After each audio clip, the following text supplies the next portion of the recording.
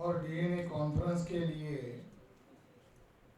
हमने कुछ विषयों को डिजाइन करके ऑब्जेक्टिवली चर्चा कर रहे हैं। फर्स्ट विषय है राखीगढ़ी डीएनए अनुसंधान से सिद्ध हुआ कि ब्राह्मण भारतीय नहीं है बल्कि विदेशी है। कोई आधार है? मुझे लग रहा है इससे नहीं बोल रहे, रिपोर्ट के आधार पर कह रहे। सेकंड सब्जेक्ट है डीएनए अनुसंधान से ब्राह्मण विदेशी सिद्ध हो गए हैं, इसलिए भारत के किसी भी भूभाग पर ब्राह्मणों का कब्जा कैसे हो सकता है? अगर डीएनए से प्रूव हो गया। थर्ड सब्जेक्ट है आरएसएस का वर्कर जो पेशे से सरकारी कर्मचारी है, मिलिट्री का लेफ्टिनेंट कर्नल है, वो कहता है कि हम ब्राह्मण भारतीय नहीं है, इसलिए देश भर में बम ब्लास्ट करना है। ऐसा पुरोहित ने क्यों कहा?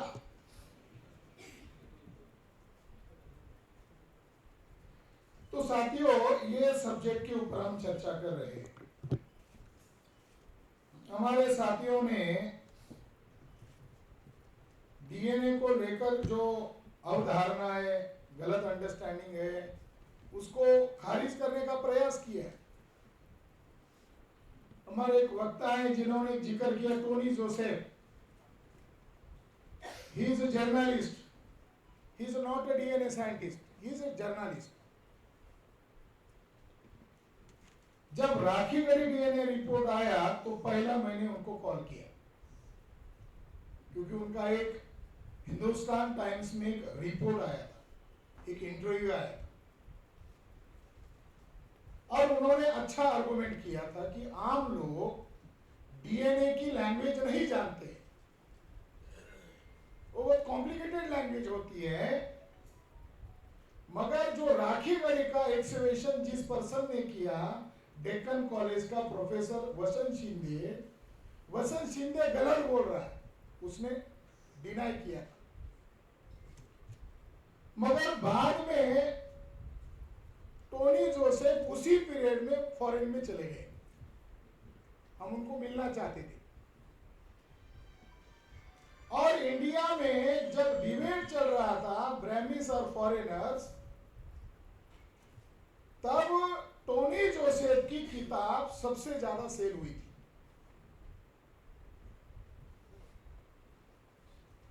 टोनी जोसेफ की किताब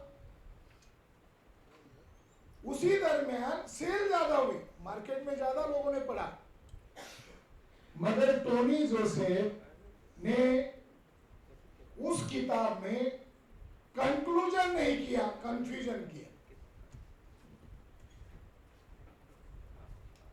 जो पर्सन है वो ये कह रहा है, वो एक हाइपोथेटिकल थ्योरी है कि अफ्रीका से डीएनए अलग अलग एरिया में माइग्रेट हुए, पीपल्स माइग्रेट हुए, ये हाइपोथेटिकल थ्योरीज है।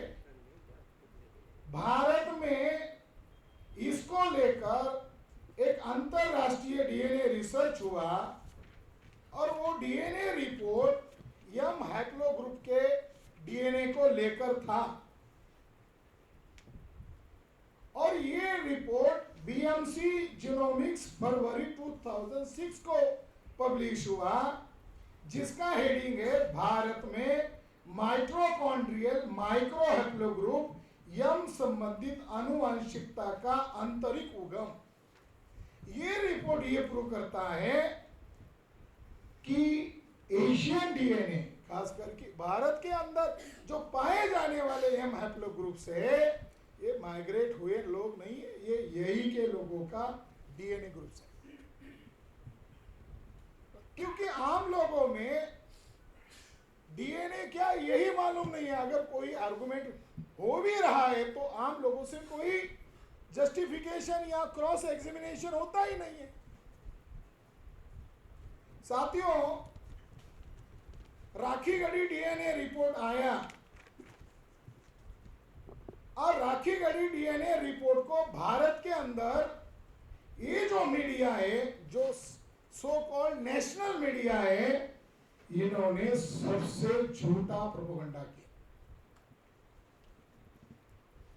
डीएनए जैसे इंटरनेशनल इशू को आप हिंदी में लिख रहे हो, आप तेलुगु में लिख रहे हो, आप कन्नड़ा में लिख रहे हो, आप एनी स्टेट के रीजनल लैंग्वेज में लिख रहे हो, तो मान लो वो नेशनल कॉन्स्पिरेसी हो गई। मगर आप इंग्लिश में लिख रहे हो तो दुनिया के साइंटिस्ट लोग इसको इंटरनेशनल कॉन्स्पिरेसी मान रहे हैं। तो इंडिया के मीडिया ने वन साइड प्रचार किया, जो उस रिपोर्ट में नहीं था। राखीगढ़ी रिपोर्ट में जो बात नहीं थी, उस बात को प्रोपेगेंडा किया। वो रिपोर्ट सेल नामक इंटरनेशनल जर्नल में प्रकाशित हुआ, जिसका शीर्षक है एन एंशियन हड़प्पन जीनोम,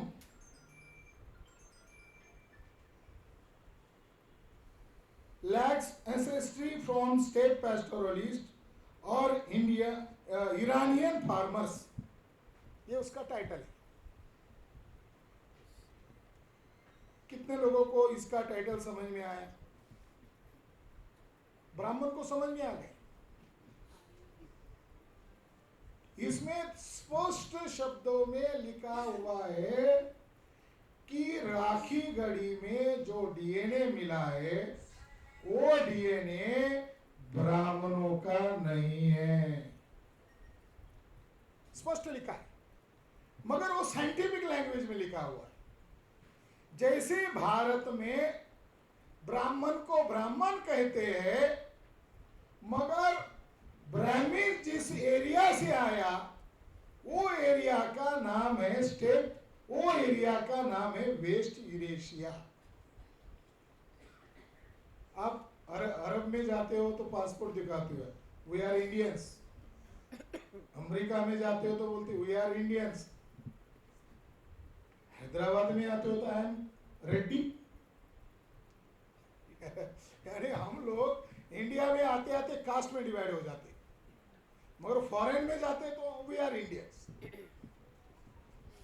तो जो ब्राह्मीस लोग हैं, वो जिस एरिया से आए, यूरोप और रशिया का मध्य भूभाग, वहां के वो निवासी लोग हैं, इसलिए उनका देश वेस्ट यूरेशिया है। लोगों को मालूम हो, इसलिए हम लोगों ने, क्योंकि हमारे लोगों का भूलने की आदत ज़्यादा है, कल क्या सब्जी खाया वो याद नहीं रहता, इतिहास कैसे याद रहेगा। तो हमने सोचा, हमारे लोगों की कमजोरी को, हमने किताब लिखा, विदेशी ब्राह्मणों की मातृभूमि यूरेशिया। अब मैप भी छापा, चोटी वाला ब्राह्मण भी छापा, और जहां पर हमारे लोगों के कंकाल मिले वो उसका फोटोग्राफ भी छापा। इधर आपके कंकाल मिले, हड़प्पा, ये हरियाणा। तो ब्राह्मीस लोगों का साइंटिफिक वर्ड है स्टेप पैस्टोरलिस्ट। जो टाइटल में छुपा हुआ वर्ड है वो ब्राह्मीण है, मगर वर्ल्ड लेवल पर ब्राह्मीस लोगों को साइंस की परिभाषा में कहते हैं स्टेप पैस्टोरलिस्ट यामनिया कम्युनिटी। इंडिया में हो गए वो ब्राह्मीण, मगर वहां के लोग तो मर नहीं गए, वहां तो जिंदा है अभी भी, जहां से वो आए। तो वो लोगों का जो नाम है, क्योंकि उनका ही डीएनए मैच हो रहा है, बाकी वर्ल्ड में किसी लोगों के साथ ब्राह्मणों का डीएनए मैच नहीं हो रहा है, बल्कि किनके साथ डीएनए मैच हो रहा है? वेस्ट यूरेशियन लोगों के साथ मैच हो रहा है। इसीलिए उसका हिंदी में, शुद्ध हिंदी में अर्थ होता है हड़प्पा सभ्यता की आनुवंशिकता में स्टेप पैस्टोरलिस्ट जंगली लोगों का या ईरानियन किसानों के गुण सूत्र का अभाव है। एकदम सीधी शुद्ध हिंदी। मगर उसका ओरिजिनल अनुवाद ये होगा हमारे इंडिया के लोगों को समझने के लिए कि राखी गढ़ी डीएनए सभ्यता में द्रविडियन लोगों का डीएनए मिला, ब्राह्मिन्स लोगों का डीएनए नहीं मिला। साथियों, हमारे उद्घाटक महोदय ने अपने वक्तव्य में तेलुगु में एक बात कही। जब इन्होंने तेलुगु में बात कही तो टोपी वाले, जो पगड़ी पहने वाले, मैंने आज उनको गेस्ट बुलाया, वो थोड़े नाराज हो गए। तो मैंने उनको कहा, मैं जवाब देने वाला हूं, मैं अध्यक्ष हूं, मैं जवाब दूंगा। 2001 में डॉक्टर माइकल बामशात का, उतहा यूनिवर्सिटी के डॉक्टर माइकल बामशात का डीएनए रिपोर्ट आया और उस डीएनए रिपोर्ट की खबर किसी भी रीजनल लैंग्वेज में नहीं छापी गई, यहां तक कि उर्दू अखबार में भी नहीं छापी गई। हम मान सकते हैं कि ब्राह्मिन्स मीडिया हमको हाइड कर रहा है, मगर मुसलमान जो उर्दू अल्फाज ज्यादा बोलते हैं साउथ इंडिया के, मैंने बहुत वेरीफाई किया, क्या टाइम्स ऑफ इंडिया के खबर आज आई, कम से कम दूसरे दिन तो उर्दू अखबार में खबर आती कि भाई ब्राह्मण विदेशी सिद्ध हो गए और मुसलमानों का डीएनए मजलूम लोगों के साथ मैच हो गया है। ये अगर मुस्लिम लोग हैदराबाद के बड़े बड़े अखबार में छाप देते तो ये हिंदू मुसलमान मामला 21 मई 2001 को ही बंद हो जाता, विदेशी बनाम मूल निवासी शुरू हो जाता। हमारे लोगों को तो अंग्रेजी आता ही नहीं है। कितने लोग हैं अखबार पढ़ते, अंग्रेजी छोड़ो, कितने लोग हैं अखबार पढ़ते? लोगों को तो जानकारी कहां से होगी? वो जो डीएनए रिपोर्ट आया 2001 में, उस डीएनए रिपोर्ट की खासियत है, वो डीएनए रिपोर्ट जो आया, उस डीएनए की खासियत है, उसका टाइटल है genetic evidence on the origins of Indian caste population. वो डीएनए रिपोर्ट एक वर्ल्ड के लिए एक मिसाल है, उदाहरण है। मगर टाइम्स ऑफ इंडिया के ब्राह्मण पत्रकार ने वॉशिंगटन में जाकर खबर लिया, मगर उस रिपोर्ट की अंतर्गत बात को महत्व देने की बजाय उसने थोड़ा मिस इंटरप्रेट किया, और सबसे ज्यादा मिस इंटरप्रेट हम लोगों ने भी किया। 2001 का रिपोर्ट ब्राह्मण को केवल विदेशी घोषित नहीं करता है। उस रिपोर्ट की दूसरी खासियत है कि महिलाओं का डीएनए कांस्टेंट है, महिलाओं का डीएनए नहीं बदलता है, माइटोकॉन्ड्रियल डीएनए। तो ब्राह्मण लोगों का डीएनए हमारी एससी, एसटी, ओबीसी के साथ नहीं मिला, न ही माइनॉरिटी कम्युनिटी, रिलीजियस कम्युनिटी के साथ मिला, बल्कि ब्राह्मण महिलाओं का डीएनए भी ब्राह्मण पुरुषों के साथ नहीं मिला। ये खास, और रिपोर्ट की खास बात है कि ब्राह्मण पुरुषों का डीएनए हम लोगों से तो नहीं मिला, उसकी औरत का डीएनए भी ब्राह्मण के साथ नहीं मिला, उनकी औरत का डीएनए यहाँ के बैकवर्ड कास्ट के लोगों के साथ मिला। ब्राह्मण पुरुष का डीएनए वेस्ट यूरेशियन लोगों से मिला, यानी स्टेप पैस्टोरलिस्ट लोगों से मिला। स्टेप पैस्टोरलिस्ट का हिंदी भाषा में होता है जंगली असभ्य लोग। इतना स्टैंडर्ड साइंटिफिक वर्ड मैंने नहीं देखा। तो माइकल ने लिखा, नहीं, ये दुनिया के साइंटिस्ट लोगों ने अब लिख दिया। उन्होंने कहा नो आर्गुमेंट्स, तुम लिखते हो इंडियन ब्राह्मिन्स या तुम लिखते हो हिंदूज। नहीं, ब्राह्मिन्स को ब्राह्मीण नहीं कहना, हिंदू के पीछे मत छुपाना। अब ब्राह्मिन्स के लिए दुनिया के साइंटिस्ट लोगों ने वर्ड ढूंढ लिया है ताकि उनको ब्राह्मिन्स कहे और उनको स्टेप पैस्टोरलिस्ट, तो बोलेंगे, वो लोग बोलेंगे साइंटिस्ट लोग पक्षपाती है, इसलिए भारत के ब्राह्मण और उनके पूर्वज जहां रह रहे उन दोनों को उन्होंने नाम दिया स्टेप पैस्टोरलिस्ट यामनिया कम्युनिटी, शुद्ध भाषा में जंगली असभ्य लोग। नहीं कह रहे, डीएनए साइंटिस्ट कह रहे आज भी। दूसरी बात, इस रिपोर्ट में महिलाओं का डीएनए यहां का क्यों मिला? तो जो आक्रमणकारी लोग थे, विदेशी लोग थे, वो साथ में महिलाओं को लेकर नहीं आए थे। वो जो जंगली लोग थे, असभ्य लोग थे, वो महिलाओं को लेकर इस वतन में नहीं आए। तो उन्होंने यहाँ की सभ्यता, यहाँ का कल्चर, यहाँ का मौसम, इसको ध्यान में रखकर हिंसक अभियान चलाया और हिंसक अभियान करके 3.5% लोगों ने 3.5% महिलाओं का अपना वंश चलाने के लिए, प्रोडक्शन करने के लिए महिलाओं का एज अ हथियार के तौर पर इस्तेमाल किया। ये कह रहा है DNA science. Male are most Europeans, और उनकी महिलाएं एज अ हथियार है ब्राह्मणवाद को मजबूत करने के लिए। दूसरा उनका ये कहना है इस रिपोर्ट में, 2001 के माइकल बामशात के रिपोर्ट में, ब्राह्मण लोग फॉरेनर्स है, इसीलिए उन्होंने वर्ना सिस्टम बनाया। ब्राह्मीस लोग इंडियंस नहीं है, वो बाहरी लोग है, वो विदेशी लोग है, इसीलिए उन्होंने वर्ना सिस्टम बनाया और यहाँ के नेटिव लोगों को शूद्रा कहकर डोमिनेंस किया। ब्राह्मीस लोग फॉरेनर्स है, इसलिए उन्होंने कास्ट सिस्टम का निर्माण किया। ये 2001 का रिपोर्ट कहता है।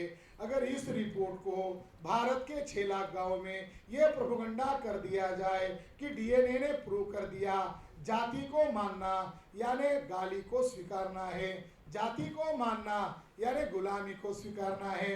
अब डीएनए ने प्रूव कर दिया ब्राह्मण विदेशी है और ब्राह्मण को छोड़ के बाकी सब मूल निवासी है, ब्राह्मणवाद खत्म हो जाएगा। रेड्डी को पता चल गया, कम्मा को पता चल गया, कापू को पता चल गया।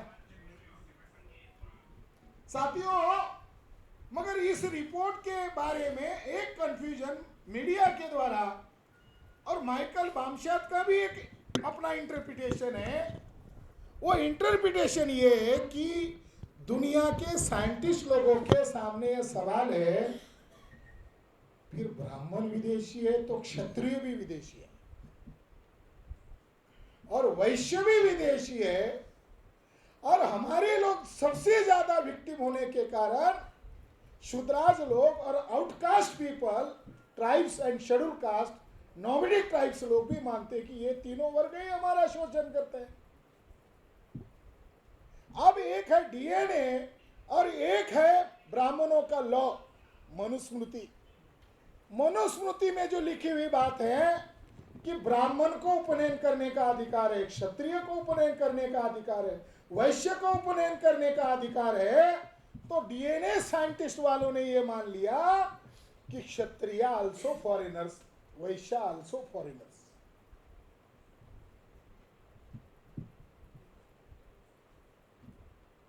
साथियों, अगर वैश्य और क्षत्रिय ब्राह्मणों का पार्ट है तो ब्राह्मण ने परशुराम को आगे क्यों कहा, क्यों किया, और परशुराम का फरसा दिखाकर ब्राह्मणों ने महाभारत में क्यों लिखा कि परशुराम भगवान ने 21 बार क्षत्रियों का नाश किया। एक बार नहीं किया, 2 बार नहीं किया, कितने बार किया? 21 बार उनको मार डाला, और मारने के बाद उनकी औरतें आई तो रोने लगी। शतरानी की कहने पर परशुराम ने वो संतान पैदा कर दी।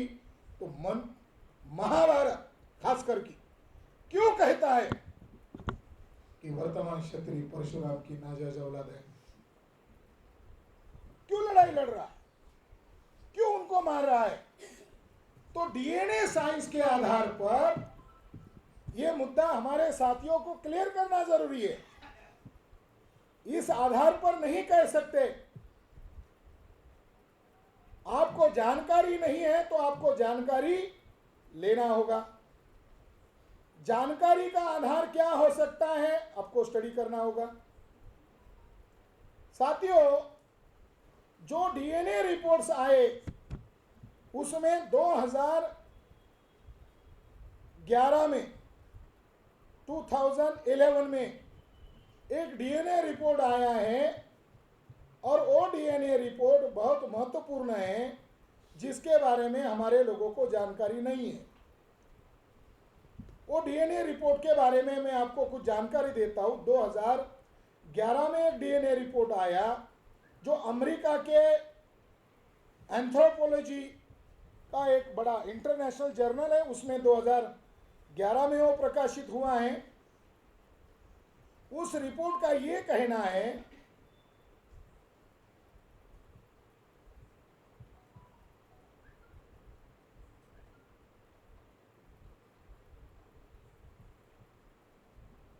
दो 2011 में राजपूतों को लेकर एक रिपोर्ट प्रकाशित हुआ अमेरिका में।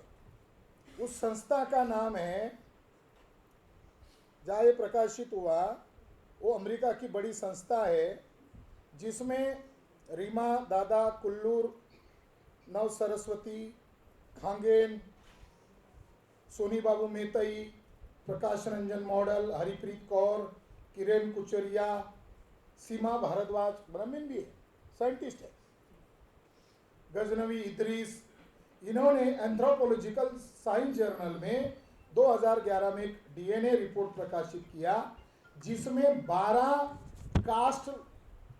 जातियों का, ट्राइब्स जातियों का और राजपूतों का डीएनए सैंपल लेकर टेस्ट किया। तो उस रिपोर्ट का ये कहना, 221 सैंपल उन्होंने इकट्ठा किए थे, उनका ये कहना है कि जो जातियाँ ट्राइब्स मीना, भील, सहरिया, डमरिया, गरसिया, ये जो कम्युनिटी है राजस्थान की, इनके अंदर जो डीएनए हैप्लोग्रुप्स मिले वही हैप्लोग्रुप्स राजपूत लोगों में मिले। तो डीएनए के आधार पर क्षत्रियों को विदेशी नहीं कहा जा सकता। अक्लमंदी नहीं है कि 3.5% ब्राह्मण को मजबूत करने के लिए क्षत्रियों को भी जोड़ दिया जाए, बनिया को भी जोड़ दिया जाए, यानी मनी उसके पास हो जाएगा, मसल्स उसके पास हो जाएगा और 3.5% ब्राह्मण उनको आगे करके लैंडलेस एंड पावरलेस कम्युनिटी को कुचलने का काम करेगा। अक्लमंदी इसी में है कि क्षत्रिय राजपूत लोग भी बहुत परेशान हैं। मैं राजस्थान से आया हूँ, वो इतने गुस्से में है, मैंने वहाँ पर जाहिर कर दिया कि परशुराम काल्पनिक है और चाणक्य काल्पनिक है और ब्राह्मण हमारी बात को खारिज करेगा तो ब्राह्मण को 1-1 करोड़ रुपए का इनाम दिया जाएगा। तो क्षत्रिय लोगों को ये बात एक्सेप्ट हो गई। 1 तारीख के रात से कल की तारीख तक ब्राह्मणों को, राजस्थान के ब्राह्मणों को नींद नहीं आ रही है। और कल वो ब्राह्मण पुलिस थाने गए और पुलिस थाने जाकर कहा, ये जो क्षत्रिय मूल निवासी महासंघ है, एक क्षत्रियों के खिलाफ केस दर्ज करो और डॉक्टर विलास खरात है उसके खिलाफ केस दर्ज करो। हमारी भावना आहत हुई है। क्षत्रियों ने पुलिस थाने मैसेज भेज दिया, 21 बार तुमको निक्षत्रिय किया। तो क्या ये बात सुनने के बाद हम ब्राह्मणों को मिठाई खिलाए? साथियों, लड़ाई होगी, मगर भारत के अंदर आए हुए ब्राह्मण्स लोगों ने जब महिलाएं साथ में नहीं आई तो उन्होंने क्या किया? बहुसंख्य समाज को गुलाम बनाने के लिए उन्होंने देखा कि 3.5% लोगों की क्षमता इतने बड़े समाज को कंट्रोल करने के लिए नहीं है। अगर क्षत्रियों को छोड़ दो, बनिया को छोड़ दो और SC ST OBC को ब्राह्मण अकेला भिड़े, ब्राह्मण की औकात है प्रशासन चलाकर हमारे साथ भिड़े। तो ब्राह्मणिकल सोशल ऑर्डर में महाभारत में ये कहा, धरती कहती है परशुराम को, क्या कहती है? हे भगवान परशुराम, ये क्षत्रिय असुर राक्षस लोगों के कारण मैं बोझ तले दबी हुई हूं, तुम इन राक्षस क्षत्रियों को मार डाल। राक्षस क्यों लिखा क्षत्रियों को? अगर वो आपके मित्र थे, आपके वंश के लोग थे, राक्षस क्यों लिखा? बुद्धा क्षत्रिय थे, अशोका क्षत्रिय था। क्षत्रिय 16 महाजनपदा, यहाँ के नेटिव लोगों का कल्चर। ये जनपद और गणपद और ट्राइब एक ही है। ट्राइब गण व्यवस्था को मानते हैं, भले वो जंगल में रहते हैं, वो गण व्यवस्था को मानते हैं। जन आदिवासी ये ट्राइब्स है, ट्राइब्स यानी गण। ट्राइब्स जाति नहीं होती। तो कहने का तात्पर्य यह है, 2001 में रिपोर्ट आया, 2006 में भी रिपोर्ट आया, मरीना सिल्वा एक रिपोर्ट आया 2009 में। ये बहुत डेंजर रिपोर्ट है। ये रिपोर्ट से ब्राह्मण लोग सभी रिपोर्ट पर बात कर सकते हैं, मगर मरीना सिल्वा का रिपोर्ट जो 2009 में आया, इसके ऊपर ब्राह्मणी चर्चा करने के लिए तैयार नहीं है। इस रिपोर्ट का ये कहना है कि schedule caste, schedule tribe and other backward caste के लोगों के अंदर यम हैप्लो ग्रुप भारी मात्रा में दिखाई देता है। यम हैप्लो ग्रुप ये केवल आदिवासियों के अंदर नहीं है, वो कह रहे हैं schedule caste, schedule tribe, backward caste के अंदर है। और इस रिपोर्ट में भाषिक आधार पर भी विश्लेषण किया, धार्मिक आधार पर भी विश्लेषण किया। यह रिपोर्ट का कहना है ब्राह्मण फॉरेनर्स थे, बहुसंख्य लोगों को गुलाम बनाने के लिए उन्होंने वर्णा सिस्टम बनाया। वर्णा सिस्टम और कास्ट सिस्टम ये ब्राह्मणों का विदेशी होने का सबूत है। ये डीएनए एग्री कर रहा है। ज्योतिबा फुले के पास कुछ नहीं था। ज्योतिबा फुले के पास विवेक बुद्धि थी। ज्योतिबा फुले का लॉजिक था, अगर ब्राह्मण इसी देश के हमारे भाई है तो हमारे ही भाइयों को शूद्र क्यों कहा, हमारे ही भाइयों को अनटचेबल क्यों कहा? ब्राह्मण भी हमारा भाई है, पल भर के लिए मान लो। तो ज्योतिबा फुले ने लॉजिक के आधार पर कहा ब्राह्मण विदेशी है, वो भाई नहीं हो सकता। अपना भाई 6,500 जाति का टुकड़े कैसे करेगा?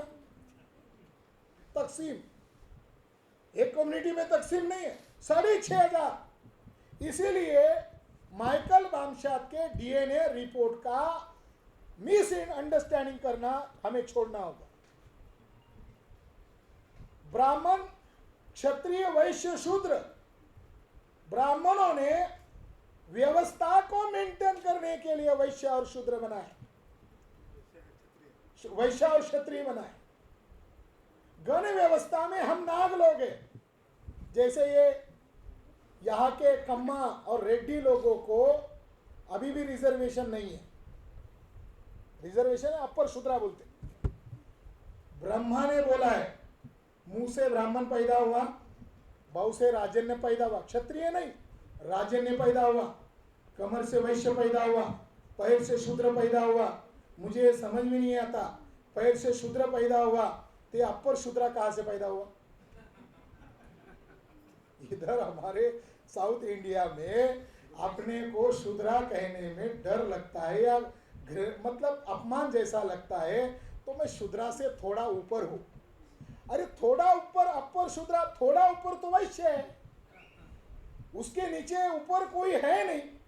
साथियों, 2006 में इसी माइकल बामशात ने एक डीएनए रिपोर्ट साउथ इंडिया के ऊपर बनाया था। इसके बारे में साउथ इंडिया के कम्मा, कापू और रेड्डी लोगों को जानकारी नहीं है। उस रिपोर्ट का नाम है MTDNA variation in caste population in Andhra Pradesh. यह डीएनए रिपोर्ट 1996 में उन्होंने प्रकाशित किया और इस डीएनए रिपोर्ट में उन्होंने कहा यादव या कापू जमातिया और Reddy community they are Shudras. उसने डीएनए के आधार पर भी कहा और इंडिया के धर्मशास्त्र के आधार पर भी कहा। और उन्होंने ये कहा कि कम्मा, कापू, रेड्डी, इनका डीएनए शूद्र लोगों के साथ मैच होता है और ब्राह्मण्स लोगों का डीएनए विदेशी लोगों के साथ मैच होता है। रेड्डी और शूद्रा। साथियों, 2019 में जो डीएनए रिपोर्ट आया, वो रिपोर्ट एक बड़ी कहानी है, दर्दनाक कहानी है। 2010-11 में हरियाणा के अंदर हिसार नामक जिला है, और हिसार जिले में राखीगढ़ी एक साइट है। राखीगढ़ी के अंदर 60 ह्यूमन कंकाल मिले, लाशें मिली, सुरक्षित मिली। उन लाशों में से महिला का डीएनए सुरक्षित पाया गया। ये जो शरीर है, कान के पीछे की हड्डी मजबूत होती है। ये जो कान के पीछे जो हड्डी है, हमारे शरीर की अन्य हिस्सों में ये हड्डी ज्यादा सुरक्षित होती है। यही हिस्से में वो डीएनए सुरक्षित पाया गया, और ये डीएनए दक्षिण कोरिया में और यूरोप के लैब में भेजा गया, क्योंकि इतना डीएनए का स्टडी करना भारत में संभव नहीं है। उनको अनुमान था कि मिलेगा, ज्यादा अंदाज था नहीं मिलेगा, मगर उनको अंदाज हुआ वो सही निकला, और उस डीएनए का पीरियड निकला 2000 BC एंड 700 बिफोर। यानी जो कंकाल मिला, वह कंकाल का समय कितना मिला? 4700 वर्ष पहले आदमी का डीएनए मिला। आज तक का ये अजूबा है। दुनिया में डीएनए साइंटिस्ट लोग परेशान हैं कि डीएनए साइंटिस्ट लोगों को ज्यादा से ज्यादा 1700-1800 वर्ष पहला, यानी BC 1700 पहले का डीएनए मिला, मगर इतना पुराना डीएनए उनको पहली बार मिला। तो भारत में 2 रिसर्च प्रोजेक्ट चल रहे थे। भारत में 2 रिसर्च प्रोजेक्ट चल रहे थे। एक रिसर्च प्रोजेक्ट पर 92 साइंटिस्ट लोग काम कर रहे थे। यूरोप, एशिया, वर्ल्ड के लोगों के 500 डीएनए टेस्ट के सैंपल लेकर 92 लोगों का डीएनए रिपोर्ट चल रहा था, और वो डीएनए रिपोर्ट 2018 में प्रकाशित हुआ था, और उस डीएनए रिपोर्ट का नाम है the formation of human population in south and central Asia. इसका हिंदी में अर्थ होता है दक्षिण और मध्य एशिया की आनुवांशिकता संरचना। इसके पीछे उनको ढूंढना था ब्राह्मण भारत में कौन से साल आए। ये 92 साइंटिस्ट लोगों का डीएनए रिपोर्ट चल रहा था। कहां से आए? ईरान में कब गए, अफगानिस्तान में कब गए, कजाकिस्तान में कब गए, खैबर खिंड में कब आए, और जो अब विभाजित पाकिस्तान है, जो भारत की हड़प्पन कल्चर वहां पर था, वहां पर ब्राह्मण्स कब आए, इसका 92 डीएनए साइंटिस्ट लोग रिसर्च कर रहे थे। उसमें डेक्कन कॉलेज का प्रोफेसर वसंत शिंदे भी एज ए मेंबर था 92 लोगों में।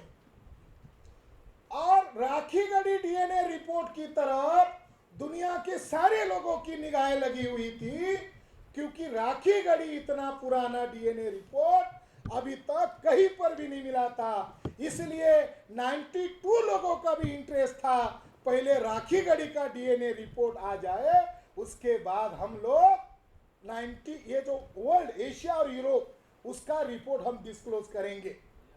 मगर बीजेपी गवर्नमेंट को पहले ही पता चल गया कि ब्राह्मणों का डीएनए उसमें मिलने वाला नहीं है, और इधर का शिंदे और उधर वो 92 में कुछ ब्राह्मण है, उनका भी इंटरेस्ट हुआ होगा। हम इसको डिस्क्लोज बाद में करेंगे, पहले इसको आने दो, डिले हो रहा है।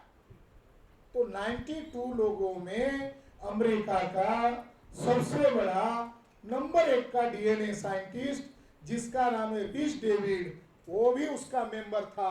उन्होंने योजना बनाकर ये पब्लिश नहीं कर रहे, ये देखकर उन्होंने गूगली डाली, इन्होंने स्ट्रैटेजिक प्लान बनाया, चलो हम हमारा रिपोर्ट को पब्लिश कर देते हैं, ताकि ये अगर ये राखी गढ़ी डीएनए रिपोर्ट में अगर गड़बड़ कर दे तो हमारा डीएनए रिपोर्ट में वो बातें पकड़ में आ जाएगी। तो इन्होंने मार्च 2018 में ये report the formation of human population in south and central Asia इसको पब्लिश कर दिया। क्या हो गया फिर? इंडिया के लोगों को मालूम ही नहीं हुआ। वो चाहते थे कि इंडिया में बवाल हो, वो इंडिया में बवाल नहीं हुआ। क्यों? ये जो सो कॉल्ड नेशनल मीडिया है इन्होंने चर्चा किया इस रिपोर्ट पर, सिंगल लाइन की खबर ही नहीं छापनी है।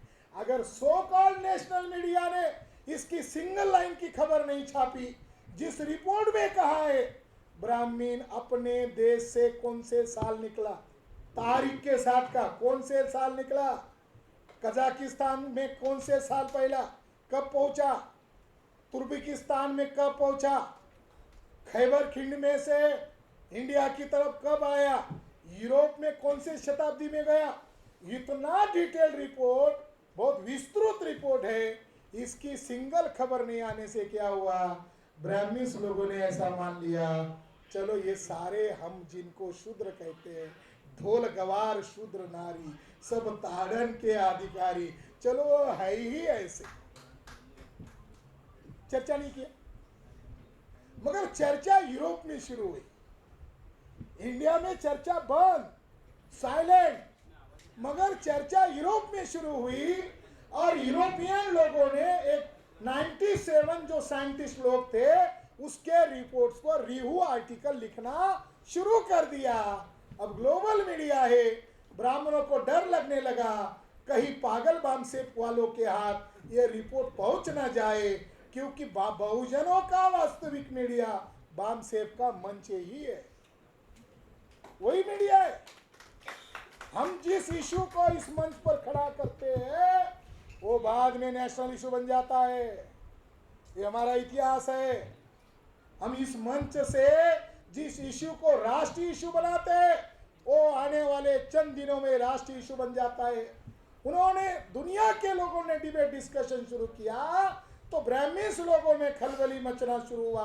तो ब्राह्मण्स लोगों ने क्या किया, ये चर्चा इंडिया के क्रांतिकारी लोगों के पास न जाए, इसलिए ब्राह्मण्स लोगों ने भी यूरोपियन कंट्रीज में काउंटर रिव्यू आर्टिकल लिखना शुरू कर दिया, निगेटिव एस्पेक्ट से लिखना शुरू कर दिया। और सारे इंडिया से फॉरेन में गए हुए ब्राह्मण्स लोगों ने एक ही सुर निकाला, ये 97 साइंटिस्ट लोगों का जो डीएनए रिपोर्ट है ये तो अच्छा है। यूरोप और एशिया के लोगों का अपने डीएनए रिपोर्ट का स्टडी किया है, मगर इसको प्रकाशित करने के पहले एक्सपर्ट्स लोगों को नहीं दिखाया। समझ रहे? मैं आपको बहुत बड़ी कॉन्स्पिरेसी के साथ ब्राह्मण विदेशी है बता रहा हूं, ये ऐसे वैसे हमारे हाथ में नहीं पकड़ा है, ये अचानक नहीं आया, हमने इसके अंदर बहुत दिमाग लगाया। हमारा कोई एजुकेशन साइंस लाइन का नहीं है, मगर हमारे वकीलों को बुलाते, जजेस के बुलाते, बोलते डरते आपका विषय ऐसा होता है, ऐसा लगता है कि कल नोटिस ना आ जाए। फिर हम लोग डीएनए साइंटिस्ट वालों के पास गए कि उनको कहा चलो आओ आप एक्सपर्ट है, हमारे समाज के हैं। तो उन्होंने कहा हम एकेडमिक लैंग्वेज में बोलेंगे, मगर पता नहीं आपके लोगों के कितने ऊपर से जाएगा, मगर हमको वही समझ में आ रहा है जो आप लोगों को समझ में आ रहा है, मगर इतना खुला नहीं बोलेंगे। तो हमने सोचा जो डर गया वो मर गया, चलो हम ही पढ़ाई करते हैं, हम ही बोलते हैं, हमारा देश को बचाने के लिए जो जो ज्ञान लेना पड़ेगा वो लेंगे और जैसा समझ में आता है पागल की तरह प्रचार करेंगे। तो 2018 में डीएनए रिपोर्ट आया, ब्राह्मण्स लोगों ने आरोप लगाया कि एक्सपर्ट्स लोगों को दिखाए बगैर इन्होंने पब्लिश कर दिया, ऑनलाइन पब्लिश कर दिया है, इसलिए इस डीएनए रिपोर्ट्स को हम मान्यता नहीं देते हैं। तो उन लोगों ने क्या किया, चलो रीच डेविड था, विद्वान था, उसने सोचा ब्राह्मण डेंजर है। अब इस रिपोर्ट को उन्होंने ये कहकर हवा में उड़ा दिया। उन्होंने मीटिंग बुलाई 92 में 25 साइंटिस्ट और मिला दिए और वो हो गए 117 और घोषित कर दिया आपकी कमियां और खामियां को दूर करने के लिए हमने एक्स्ट्रा 25 जोड़ दिए। अब इस पर हम दोबारा स्टडी करते हैं, मगर हम रिजेक्ट नहीं होने देंगे, क्योंकि वो बहुत बड़ा वो कोई कागजी रिसर्च नहीं है। डीएनए कागजी रिसर्च नहीं है। जमीन को खोद कर हड्डियों को इकट्ठा किया 500 यूरोप और एशिया, तो वर्ल्ड लेवल का रिसर्च था, वो उन्होंने हार नहीं माना। अब इन लोगों को लगा ये रिपोर्ट प्रकाशित नहीं कर रहे हैं, तो इन्होंने उसको 7 सितंबर 2019 को प्रकाशित कर दिया साइंस में। साइंस ये इंटरनेशनल जर्नल है। डीएनए के ऊपर जो बात साइंस इंटरनेशनल जर्नल में प्रकाशित हो गई फुल एंड फाइनल। उन्होंने 7 सितंबर 2019 को रिपोर्ट पब्लिश कर दिया। फिर इनको भी झक मार के सेल नामक जर्नल में अपना रिपोर्ट प्रकाशित करना पड़ा। 2 रिपोर्ट एट ए टाइम प्रकाशित हो गए। एक रिपोर्ट राखी गढ़ी का हुआ, मगर उसकी चर्चा दिन रात मीडिया ने की, मगर 117 साइंटिस्ट लोगों का पैरेलल द साइंस जर्नल में रिपोर्ट प्रकाशित हुआ, उसकी खबर किसी ने भी नहीं छापी। केवल 2 अखबार ने सही छापी। एक है यहाँ का द हिंदू, उसमें मद्रास एडिशन मैंने पढ़ी थी, उस समय मैं मद्रास में था। मैंने पढ़ा कि एक ही सही अखबार ने छापा है। एक अखबार है राजस्थान पत्रिका, पहले दिन खबर क्या छापी, आर्य ब्राह्मण इसी देश के मूल निवासी है, राखी गढ़ी के डीएनए ने किया दावा। सारे लोग, सारे अखबार में वही लिख, मगर उसी अखबार ने नेक्स्ट डे दूसरी खबर छापी। वो ईमानदार था, उसने कहा सलाह अखबार चलना चाहिए, ये भी छापना चाहिए। उसने गलती किया, नहीं छापा होता तो पता ही नहीं चलता।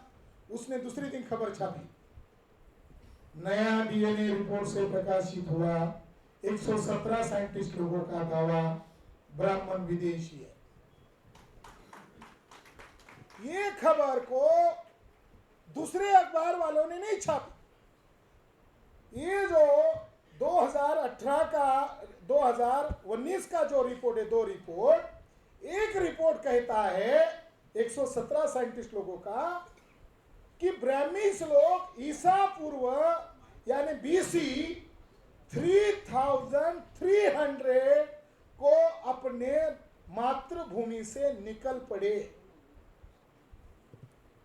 ब्राह्मीस लोग उनकी जो वेस्ट यूरेशिया मातृभूमि है वहां से वो कौन से ईयर को निकल पड़े, बीसी 3300 को निकल पड़े। आज के कैलेंडर के अनुसार 2000 प्लस करो, वो कितना हो जाता है, आज से 5300 वर्ष पहले ब्राह्मीण्स लोग अपनी मातृभूमि को जत्थे के तौर पर, जत्थे ग्रुप्स के तौर पर अपनी मातृभूमि को छोड़कर आगे निकल पड़े। वो रिपोर्ट आगे यह बताता है कि एकदम 10 साल में इंडिया में नहीं आए। इंडिया में आने का ब्राह्मीण्स लोगों का तारीख ये है बीसी 2000 से लेकर 1700 बीसी में ब्राह्मीण्स लोग इंडस हड़प्पन सिविलाइजेशन करने वाले जो मूल निवासी लोग हैं उनके ऊपर अटैक किया, और यही पीरियड है इंडस सिविलाइजेशन का डिक्लाइन का। इसका मतलब है ब्राह्मीण्स लोग आज से 4000 वर्ष पहले आए भारत में ब्राह्मण लोगों का आने का साल कौन सा है, बीसी 2000 से लेकर बीसी 1700। इसका मतलब राउंड अबाउट 2000 वर्ष पहले ब्राह्मीण भारत में आए हैं। आज का 2000 प्लस करो तो ईयर निकलता है 4000। सेकंड जो रिपोर्ट कह रहा है राखी गढ़ी का, मैं बहुत आसान तरीके से आपको समझा रहा हूं।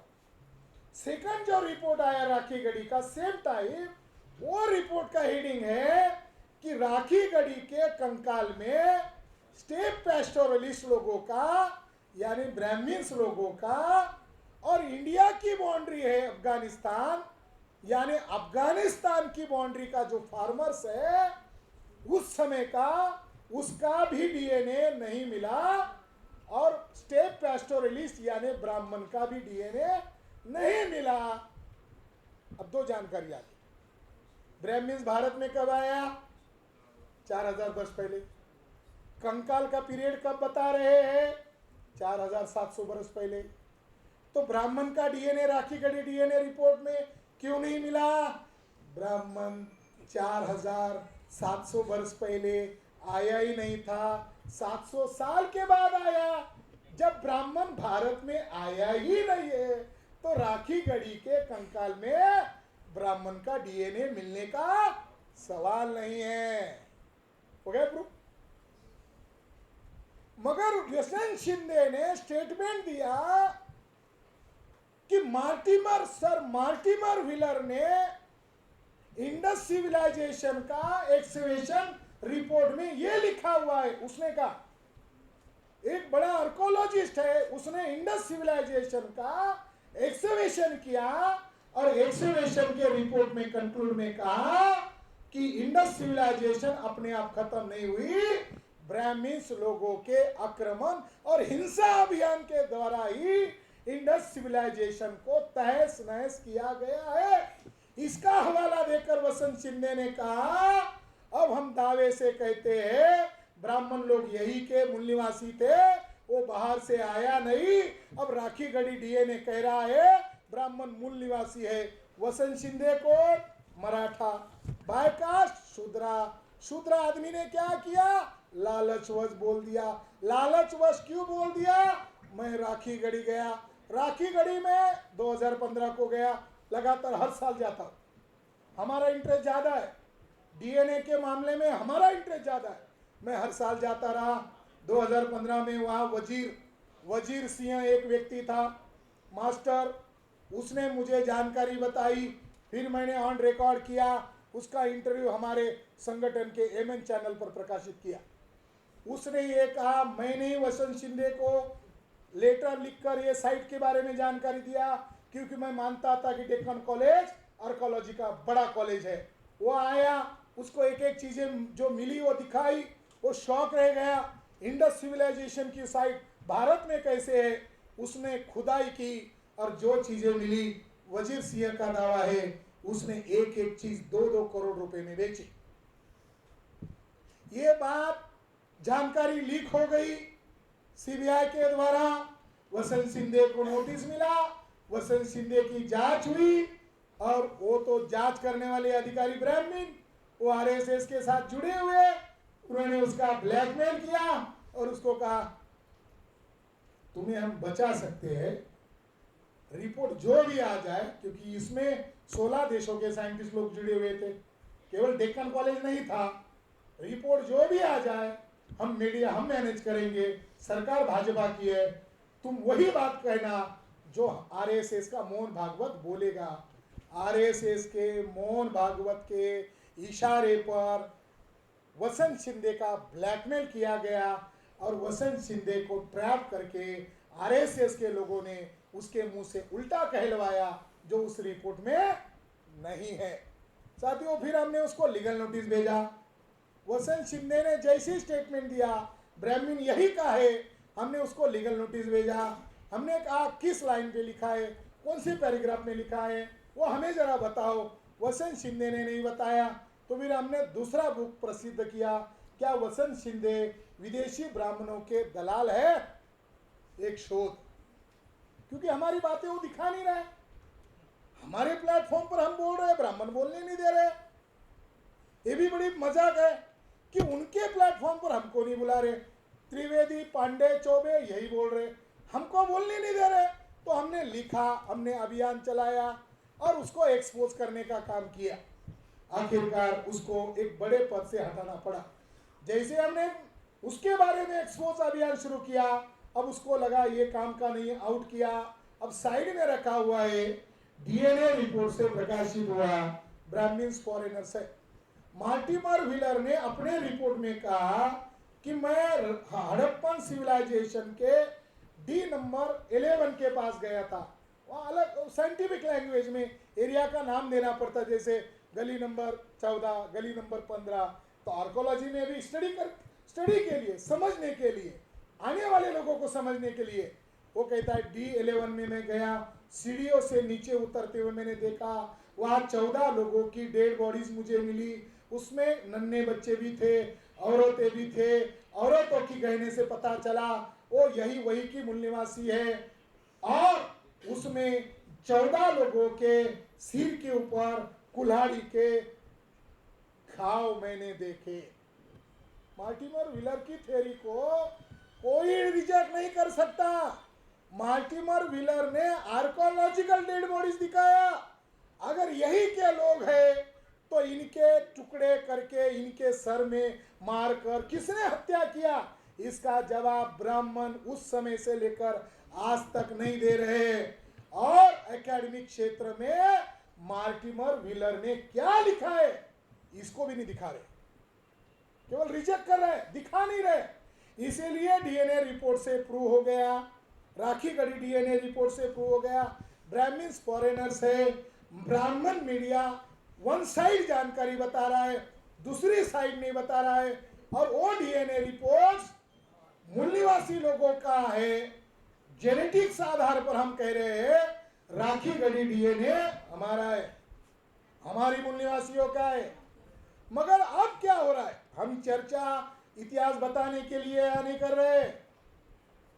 हम लोग साउथ इंडिया में चर्चा अलग मकसद से कर रहे हैं, और वो मकसद है कि साउथ इंडिया में उदयनिधि के स्टेटमेंट पर चर्चा हो रही है। उदयनिधि ने सनातन धर्म खत्म करने की बात कही है। उधर से शंकराचार्य कह रहा है उदयनिधि का सर कलम करके ला कर देगा, उसको इतना इतना इनाम मिलेगा। हम कह रहे सनातन तो बुद्धिस्ट शब्द है। वो उदयनिधि लड़ाई तो लड़ रहे, उसका आशय सही है। कोरोना, मलेरिया, डेंगू, एड्स, इसको खत्म करना पड़ता है, ऐसा वो कह रहा है। उसी तरह ये जाति व्यवस्था है, उसी तरह ये उच्च नीचता है, और इस धर्म का ये प्रोडक्ट है। इसके उसको ऊपरी दवाई करने से नहीं चलेगा। वो धर्म है, इसीलिए गुलामी है। जैसे बीमारी को खत्म किया जाता है समूल नष्ट, उसी तरह ये सनातन धर्म को खत्म करना चाहिए। ऐसा स्टेटमेंट किसने दिया? उदयनिधि ने दिया। अब उदयनिधि को ये मालूम नहीं है कि सनातन वर्ड वैदिक वर्ड नहीं है, ये बुद्धिस्ट वर्ड है। और बुद्धा के जो वचन है वो धम्म पद है, और धम्म पद में यमक वग्ग है, और यमक वग्ग में ये वचन है एस धम्म सनातनो। धम्म ही सनातन है, धम्म ही सनातन है। बुद्धिज्म का वर्ड है सनातन। ओशो नामक एक बड़ा वक्ता हुआ था, उसने भी सीरीज लिखी थी एस धम्म सनातनो। उसके यूट्यूब पर स्पीच है इसी नाम से। तो सनातन शब्द वैदिक शब्द नहीं है, हिंदू शब्द का पर्याय सूचक शब्द नहीं है। जिसको वैद सनातन कह रहे हैं ये नकली लोग है, चालबाज लोग है, परिस्थिति को देखकर अपना रूप बदलने वाले लोग है। गिरगिट भी रंग कम बदलता है, ब्राह्मण ज्यादा रंग बदलता है। ये चालबाज लोग है। मैं आपको बता रहा हूं सबूत के तौर पर। अल बरूनी हमारे मकसूद भाई इतिहासकार है। कितनी शताब्दी में आए इंडिया में अल बरूनी? अरब से 10वीं 11वीं शताब्दी में 1030 एडी में आए। अल बरूनी ने, जो अरब से आया हुआ था, अपने किताब में, अपने सफरनामे में लिखा भारत में 2 ही मजहब के लोग रहते। एक धर्म का नाम समनिया धर्म है, बौद्ध धर्म का एक नाम श्रमण धर्म है। वो लिख रहा है बौद्ध धर्म अर्थात समन धर्म है, और दूसरे धर्म का नाम बमनिया धर्म है। बमनिया मतलब ब्राह्मण धर्म है। अरब का इतिहासकार लिख रहा है जब वो 10वीं शताब्दी में इंडिया में आया तो दो ही मजहब के लोग हैं, बौद्ध धर्म और ब्राह्मण धर्म। वो हिंदू धर्म नहीं लिख रहा है, वो वैदिक धर्म भी नहीं लिख रहा है, वो ब्राह्मण धर्म लिख रहा है। साथियों, हिंदू गाली है।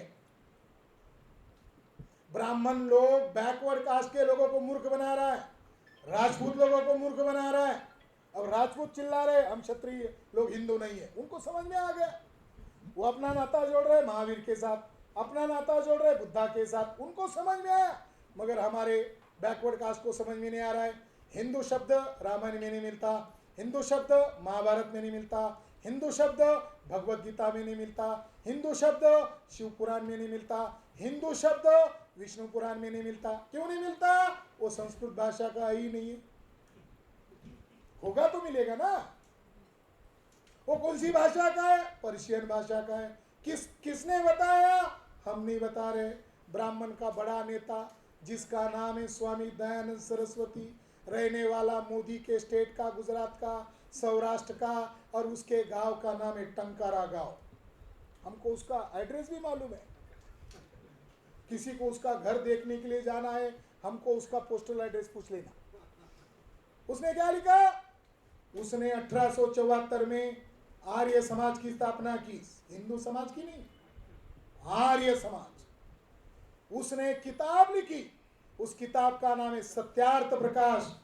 सत्यार्थ प्रकाश के पेज नंबर 81 पर स्वामी दयानंद सरस्वती लिखता है, हे आर्य ब्राह्मणों, तुम अपने आप को हिंदू मत कहो, क्योंकि हिंदू मुगल मुसलमानों के द्वारा दी हुई गाली है, जिसका अर्थ होता है काला, चोर, डाकू, गुलाम, नीच, कपटी, छली। हिंदू का मीनिंग क्या बता रहा है? गुलाम। हिंदू का मीनिंग बता रहा है गुलाम। और आज वर्तमान में ब्राह्मण लोग, उस समय 1874 को ब्राह्मण लोगों को हिंदू गाली लग रही थी, आज गर्व कैसे लग रहा है? ये समझने के लिए आपको डीएनए समझना जरूरी है। साथियों, डीएनए के आधार पर ब्राह्मण विदेशी सिद्ध हो गए। ये बात भारत के लोगों को पता नहीं, बताना होगा। अभी मैं पिछले महीने में राखीगढ़ी में बामसेब का स्टेट कन्वेंशन करने के लिए गया, क्योंकि हम लोग लड़ाई लड़ रहे, देश भर में बोल रहे, मगर हमने सोचा हरियाणा के लोगों को बोलना होगा, क्योंकि वो क्लेम कर रहे, तो हमारे लोगों को क्लेम करना होगा।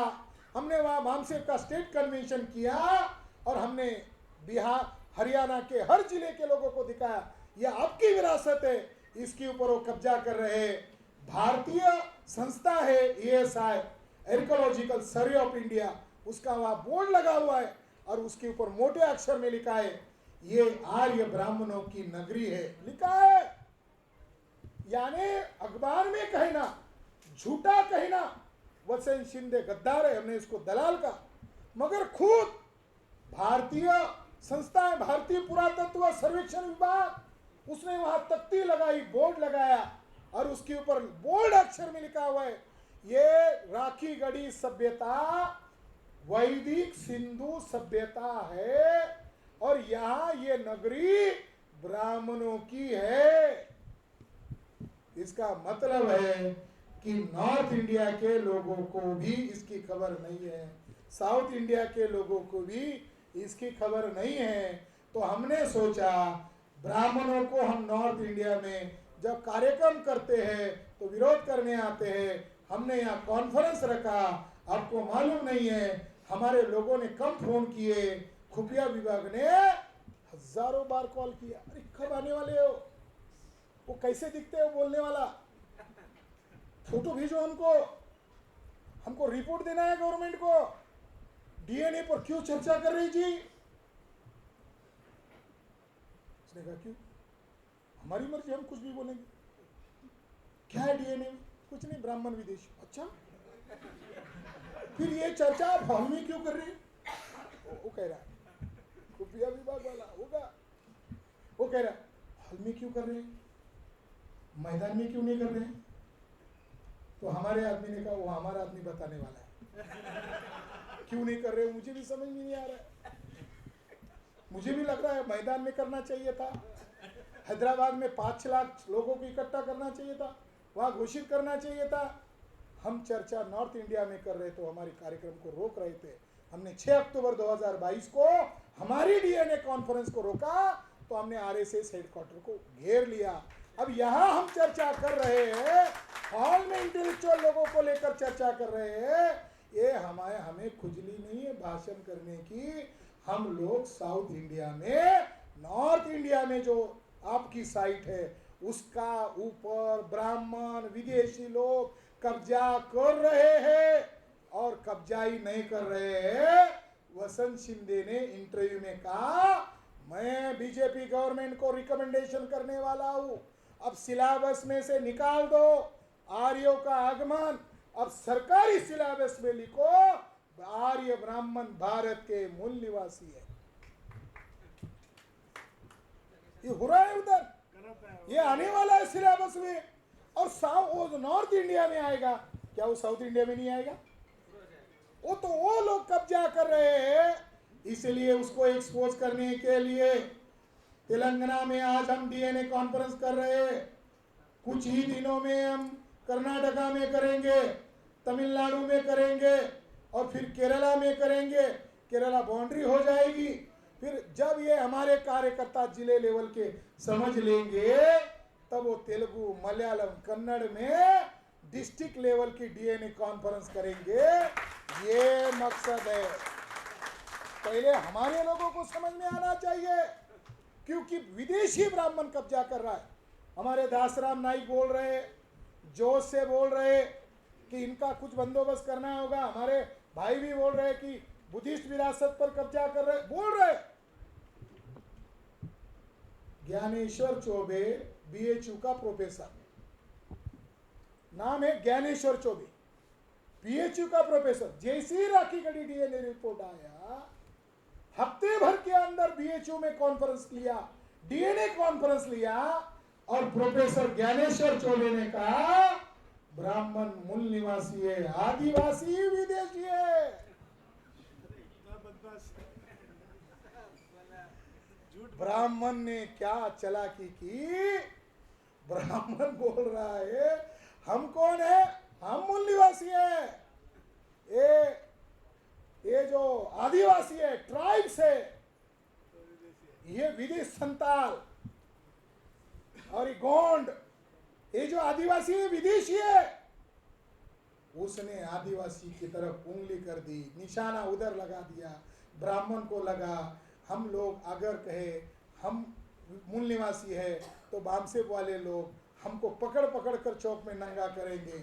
अगर हमने ऐसा कहा आदिवासी विदेशी है तो फिर बैकवर्ड कास्ट के लोग, शेड्यूल कास्ट के लोग बोलेंगे अरे हम तो मूल निवासी, जाने दो साला, आदिवासी का पक्ष लेंगे, कहीं हमको ना विदेशी घोषित करे। तो फिर हमने ये किताब में ज्ञानेश्वर चौबे को बिना पानी का हजामत हमने कर दिया। बिना पानी का हजामत कैसे कर दिया? 2006 में एक रिपोर्ट ज्ञानेश्वर चौबे ने प्रकाशित किया। वो रिपोर्ट में उसने ये लिखा, बीएमसी, उसमें उसने छापा, उसमें क्या लिखा कि आदिवासी लोग भारत के मूल निवासी है ही, मगर गैर आदिवासी, बैकवर्ड कास्ट के, शेड्यूल कास्ट और बीसी के लोग, इनका हैप्लो ग्रुप ज्यादा मिलता है। ये एक ही वंश के लोग थे, आदिवासी कहीं बाहर से नहीं आए, वो यही के लोग हैं। 2006 में यही ज्ञानेश्वर चौबे कह रहा है ट्राइब्स आर इंडिजीनियस, मगर ट्राइब ही इंडिजीनियस नहीं है, बैकवर्ड कास्ट आल्सो इंडिजीनियस। तो फिर मैंने उसको कॉल किया, कॉल करके उसकी इंटरव्यू लिया। मैंने कहा मैं जर्नलिस्ट बोल रहा हूँ और मुझे आपका इंटरव्यू लेना है, आप बड़े डीएनए के ज्ञाता है। फिर उन्होंने कहा पूछो, अभी मैं फ्री हूँ। तो 1 घंटे का इंटरव्यू लिया, इंटरव्यू का रिकॉर्ड बनाया। पहला सवाल पूछा, आपने हाल ही में बयान दिया आदिवासी विदेशी है, सबूत क्या है? तो उसने इधर उधर की बात बोल दी। थोड़ी देर में मैंने उसका ही डीएनए रिपोर्ट का नाम पूछा, लाइन पढ़ के बताया, इस लाइन में आप कह रहे आदिवासी बाहर से नहीं आया, आदिवासी और बैकवर्ड कास्ट मूल निवासी है, और आप ही के रिपोर्ट में आप लिख रहे हो ब्राह्मिन्स फॉरेनर्स है, 2006 को इंटरनेशनल जर्नल में आपने रिपोर्ट प्रसिद्ध किया, वो उसको मान्यता मिल गई। पहले उसको तो रिजेक्ट करो, फिर उसने कहा मैं उसी को रिजेक्ट करने के लिए नई थ्योरी बता रहा हूँ, नई थ्योरी बता रहा हूँ, नया रिपोर्ट नहीं प्रेजेंट कर रहा है। इसका मतलब है आरएसएस के ब्राह्मणों को लगा अगर ब्राह्मण को मूल निवासी घोषित करेंगे तो ज्ञानेश्वर चौबे आड़ा आ गया है, उसका रिपोर्ट बता रहा है ब्राह्मण विदेशी है और यहाँ के लोग मूल निवासी है। उसको रिजेक्ट करने के लिए, अपने ही संशोधन को रिजेक्ट करने के लिए ज्ञानेश्वर चौबे को आगे किया भागवत ने, और ट्राइब्स लोगों को विदेशी कहने का अभियान शुरू कर दिया विथ एविडेंस। उसने एग्री किया, वो मान ही नहीं रहा। फिर मैंने उसको सवाल पूछा ज्ञानेश्वर चौबे को, चलो आप मूल निवासी है, समझने के लिए मैं आपको बोल रहा हूँ, क्योंकि हमारे आंध्र प्रदेश तेलंगाना के आदिवासियों को जगाना होगा, आइसोलेशन में कोई लड़ाई नहीं हो सकती।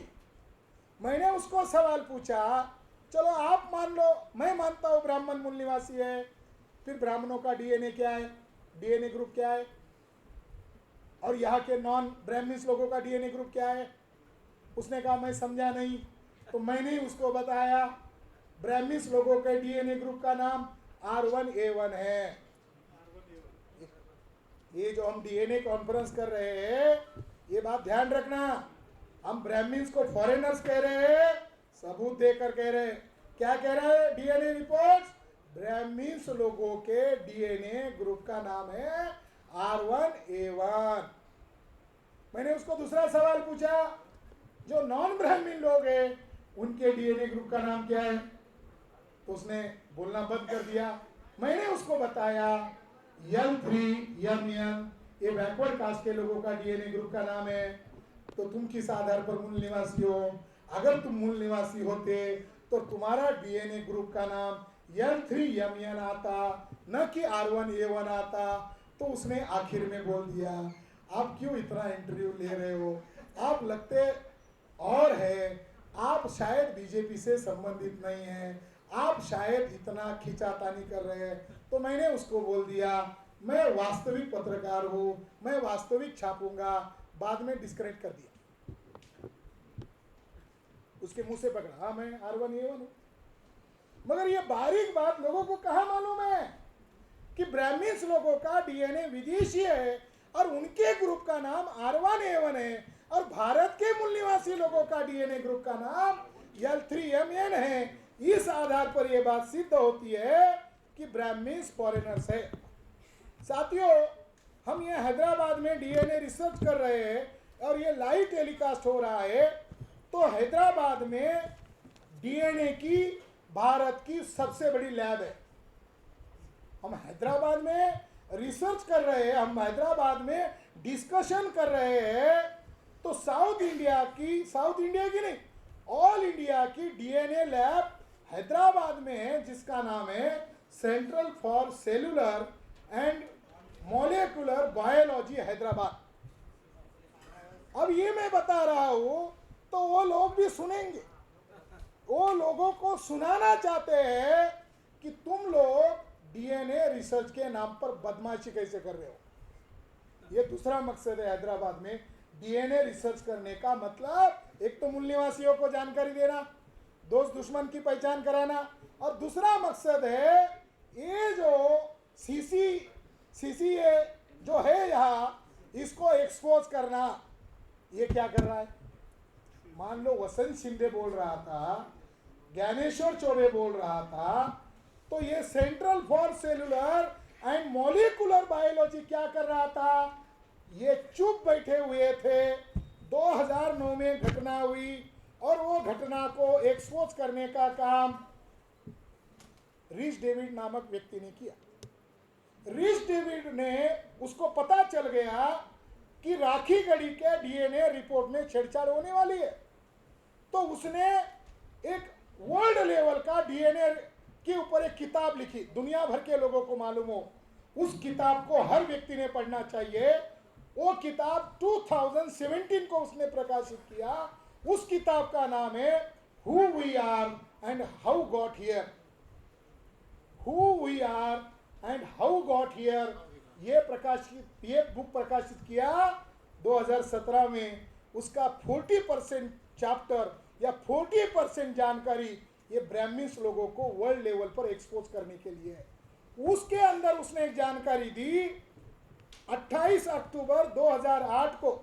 उस रिपोर्ट, उस किताब में वो कहता है 28 अक्टूबर 2008 को हम हैदराबाद में आए, central for cellular and molecular biology Hyderabad के ऑफिस में आए। मेरे साथ मेरा दोस्त निक पैटरसन था और यहाँ के लोग, साइंटिस्ट लोग, डीएनए साइंटिस्ट लोग थे। उसमें हैदराबाद का थंगराज था। थंगराज और बाकी लोगों के साथ हमारी मीटिंग हुई। हमने उनको कहा कि आप इंडियन लोग जो डीएनए साइंस पर लिखेंगे और हम लोग यूरोपियन लोग जो डीएनए साइंस पर लिखेंगे, उसमें एक शब्द का मैच नहीं हो रहा है। वो शब्द है कि ब्राह्मण के बारे में क्या लिखना। हम अभी तय करते हैं कि आप इंडियन ब्राह्मण लिख रहे हो, तो इंडियन है ही नहीं, तो डीएनए रिपोर्ट में आप भी लिखो ब्राह्मीस आर वेस्ट यूरेशियन। तो थंगराज और बाकी ब्राह्मण लोग चौंक गए और उन्होंने उसको कहा, क्यों ऐसा क्यों? रिच डेविड ने कहा ब्राह्मण फॉरेनर है, इसलिए ऐसा लिखो ताकि पढ़ने वालों को कंफ्यूजन न रहे। तो थंगराज ने कहा, जो उसका हेड है, उसने कहा पागल हो गए क्या? ब्राह्मणों को मरवाना चाहते हो? भारत में भूचाल आएगा अगर ये हमने छाप दिया कि ब्राह्मीस आर फॉरेनर्स। भारत में राजनीतिक उथल पुथल हो जाएगी। झगड़ा किया। रिच डेविड ने कहा हमने जो शब्द सजेस्ट किया उसका थंगराज ने अपोज किया। फिर हम लोग चले गए। हमें जहाँ रेसिडेंस करना था, दीपावली का दिन था, फटाके फट रहे थे। कोई पागल लोग हमारे रेसिडेंस के सामने जो 4 व्हीलर खड़ी थी उसके नीचे फटाका फोड़ रहे थे। और वो दिवाली के फटाके देखकर हमारे दिमाग में भी फटाके फट रहे थे कि इंडिया में साइंटिस्ट लोग कैसे काम करें, कि इंडिया का पॉलिटिकल ब्राह्मीस सही सही लिखने को मना कर रहा है। हम बेचैन थे। हम दूसरे दिन दोबारा उनके ऑफिस में गए तो थंगराज ने सजेशन किया, आप वही कहो मगर थोड़ा घुमा फिरा कर कहो। उसने नई संकल्पना बताई, एएसआई और एएनआई। एएसआई और एएनआई का मतलब होता है एंसेस्ट्रल ऑफ साउथ इंडिया। दूसरा एएनआई का मतलब एंसेस्ट्रल नॉर्थ ऑफ इंडिया। देखो ये डीएनए कॉन्फ्रेंस हम कर रहे हैं, इसकी गंभीरता आपको मालूम नहीं। यहां गेम हुआ कि डीएनए को पता चलने के पहले भारत का विभाजन करो। ब्राह्मीस लोग चालाक है। हमारे लोगों को डीएनए कब पता चलेगा? ब्राह्मीस लोगों ने, इसने लिखा रिच डेविड ने, हम एग्री नहीं हुए। उन्होंने हमें सजेस्ट किया एएनआई, एएसआई। और एएनआई और एएसआई से क्या ध्वनित कर रहे थे कि अब सब मिक्स हो गया है, कोई अभी ओरिजिनल नहीं रहा है, सब मिक्स हो गया है। यानी लोगों को भ्रमित करना। और दूसरा उससे अर्थ ध्वनित होता है कि 2 रेस अलग अलग एरिया में रहती है, north India Aryans, south India Dravidians. यानी ब्राह्मीस लोग महाराष्ट्र का नीचे हिस्सा केरला तक द्रविड़ के नाम पर तोड़ने की गुप्त साजिश कर रहे हैं। ये बताने के लिए हम हैदराबाद में डीएनए कॉन्फ्रेंस ले रहे हैं। बौद्धिक योग्यता हमारे अंदर है, ब्राह्मणों से ज्यादा है, मगर हम ये चर्चा इसीलिए कर रहे हैं कि हमारे मूल निवासी बहुजनों को डीएनए रिसर्च तो पता ही है ही नहीं, ये कॉन्स्पिरेसी क्या कर रहे हैं। तो ब्राह्मीस लोगों ने तय किया है भारत के मूल निवासियों को 6 लाख गांव तक पहुंचाने में ज्यादा रिसोर्स लगेगा। उनके पास मीडिया नहीं है। मीडिया में आप बामसेफ को ब्लैकआउट कर दिया है, भारत मुक्ति मोर्चा को ब्लैकआउट कर दिया है। ये बात सही कह रहे ब्राह्मीस फॉरेनर से, मगर भारत के लोगों को मीडिया नहीं साथ देने के कारण 6 लाख गांव तक कब पहुंचेगा, इसके पहले इंडिया को डिवाइड कर दो। ब्राह्मीस लोग डिवाइड करने की प्लानिंग पर काम कर रहे हैं। इसलिए आरएसएस के ब्राह्मण्स कह रहा है कि ब्राह्मण विदेशी नहीं है, मूल निवासी है। वो कहेंगे हम नॉर्थ इंडिया के मूल निवासी है और तुम काले लोग साउथ इंडिया के मूल निवासी है, हम गोरे लोग नॉर्थ इंडिया के मूल निवासी है। इसीलिए डीएनए के पीछे साजिश है, उस साजिश को आप लोगों को जानना और समझना बहुत जरूरी है। दूसरा विषय है, वो दूसरा विषय ये है, मैं इस मौके पर और एक ऐलान करना चाहता हूं कि आने वाले समय में हम लोग यूएनओ यूनाइटेड नेशंस ऑर्गेनाइजेशन के अंदर एक केस दायर करने के बारे में सोच रहे हैं। यूनाइटेड नेशंस ऑर्गेनाइजेशन के समक्ष हम एक ऑर्गेनाइजेशन के लेवल पर एक केस सबमिट करने के बारे में हम सोच रहे, और उसके लिए हम अलग अलग स्टेट में ये डीएनए कॉन्फ्रेंस कर रहे ताकि एक मत हो। मुझे लग गया, वामन मेश्राम को लग गया केस करना चाहिए, इससे नहीं होगा, हमारा भी जनमत होना चाहिए। और वो इस मामले पर होगा कि डीएनए के आधार पर ब्राह्मण्स फॉरेनर्स है, विदेशी है, तो यूएनओ कहता है कोई भी विदेशी मुल्क के लोग किसी भी वहां के मूल निवासी लोगों पर राज नहीं कर सकते, सत्ता पर नहीं आ सकते, भूभाग पर कब्जा नहीं कर सकते। अगर ब्राह्मण्स फॉरेनर्स है तो हमें विश्व के न्यायालय में जाना होगा और यूएनओ का ही आधार बताकर और डीएनए का आधार बताकर बताना होगा कि ब्राह्मण्स फॉरेनर्स है, इसलिए उनको भारत में रहने का कोई अधिकार नहीं है। यूएनओ को हमारी बात को मानना होगा। इसके बारे में हम सोच विचार कर रहे हैं। दूसरी महत्वपूर्ण बात यह है कि 2008 में साथियों अंतिम मुद्दा है, आखिरी मुद्दा है, हम कह रहे हैं ब्राह्मण विदेशी है। ब्राह्मण क्या कह रहे हैं? मोहन भागवत कह रहा है सभी हिंदू का डीएनए एक है, मुसलमान का भी डीएनए एक है, मुसलमान के बगैर हिंदू राष्ट्र नहीं बनेगा, मुसलमान के बगैर हिंदुत्व अधूरा है। मॉब लिंचिंग कर दिया मुसलमानों का, फिर मुसलमान को कह रहे हो यही के। इसका मतलब ये कॉन्स्पिरेसी है कि मुसलमान बैकवर्ड कास्ट के साथ एक डीएनए का भाई है। ये जो प्रचार हो रहा है, इस प्रचार के कारण बैकवर्ड कास्ट और माइनॉरिटी का ध्रुवीकरण रोकने के लिए ब्राह्मण भागवत गुमराह करने वाला ये स्टेटमेंट दे रहा है। मोहन भागवत का चेला क्या कह रहा है, जिसका नाम है lieutenant colonel Prasad Purohit, military का हेड, जिसका नाम है लेफ्टिनेंट कर्नल प्रसाद पुरोहित। करकरे जी ने हाई कोर्ट में जो चार्जशीट दाखिल किया उसमें 48 वीडियोस एंड ऑडियोज का डाटा सबमिट किया है। उसमें फरीदाबाद की मीटिंग को सुनकर ट्रांसक्रिप्ट किया, कागज पर लिखा, मोहर लगाई, और आरएसएस के लोगों के ऊपर प्रज्ञा सिंह ठाकुर साध्वी, लेफ्टिनेंट कर्नल प्रसाद पुरोहित, असीमानंद उर्पासी चटर्जी, सुनील जोशी और तमाम आरएसएस के ब्राह्मणों के ऊपर बम फोड़ने का केस नहीं डाला। केस डाला है ये लोग देश के दस्तूर को बदलने के लिए बम ब्लास्ट कर रहे हैं। बम ब्लास्ट मुसलमानों को अंदर डालने के लिए नहीं कर रहे, बल्कि ये प्रोपेगेंडा करने के लिए कर रहे हैं कि भारत का संविधान लचीला है, इसलिए बाहर से इस्लामिक आतंकवादी लोग आ रहे हैं और अलग अलग जगह पर बम ब्लास्ट कर रहे हैं, और इससे जहन बनाया जाए कि ये सारा का सारा खेल संविधान के कारण हो रहा है, संविधान को बदलना होगा। तो लेफ्टिनेंट कर्नल प्रसाद पुरोहित ने गुप्त मीटिंग में स्टेटमेंट दिया, we will fight this constitution, we will fight this nation because this nation is not ours. आतंकवादी पुरोहित क्या कह रहा है कि हमारा भारत नहीं है, इसलिए संविधान को बदलना होगा, भारतीय लोगों के खिलाफ बम ब्लास्ट करना होगा।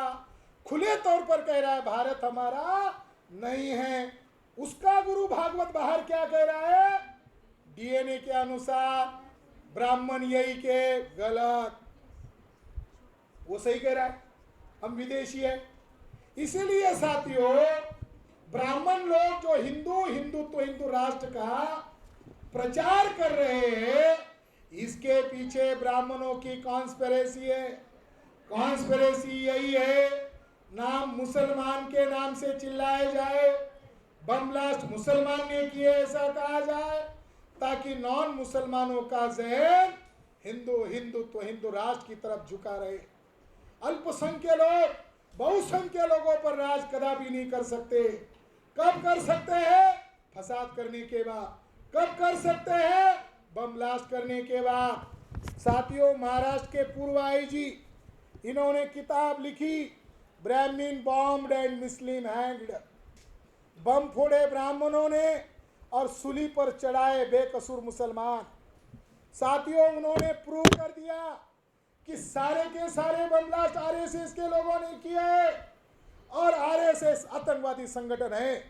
इस किताब में प्रूव कर दिया कि RSS organisation is a terrorist organisation. RSS आज क्या कर रहा है? देशभक्ति का सर्टिफिकेट बांट रहा है। हमें आरएसएस के ब्राह्मणों को सर्टिफिकेट की जरूरत नहीं है। आरएसएस के ब्राह्मण आतंकवादी लोग हैं, ये खुले तौर पर बोलना सीखो।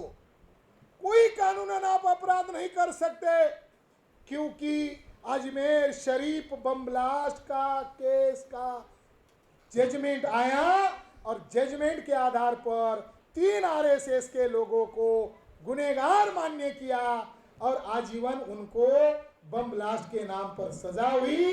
ये प्रूव करता है अगर आरएसएस के लोग देशभक्त है तो Ajmer Sharif bomb blast case में उनको सजा क्यों हुई। अभी नांदेड़ केस के लिए गवाह आ गया शिंदे, वो हाईकोर्ट में पहुंच गया है।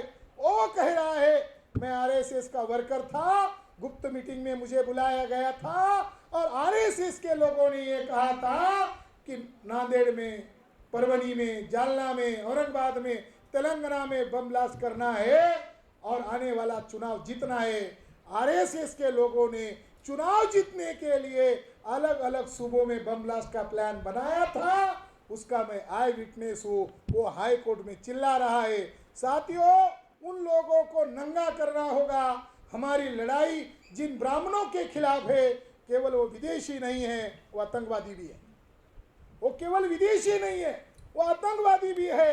और इन आतंकवादी लोगों को निपटने के लिए हमें मास लेवल पर जाना होगा, केवल हॉल के इंटेलेक्चुअल लोगों तक नहीं, हमें मासेस में घुसना होगा, मासेस को अवेयर करना होगा। इसलिए इस मौके पर मैं ये कहना चाहता हूं कि आरएसएस का हिंदुत्व हिंदू राष्ट्र हवा में उड़ सकता है, क्योंकि अब नया राष्ट्रवाद का उदय हो गया है।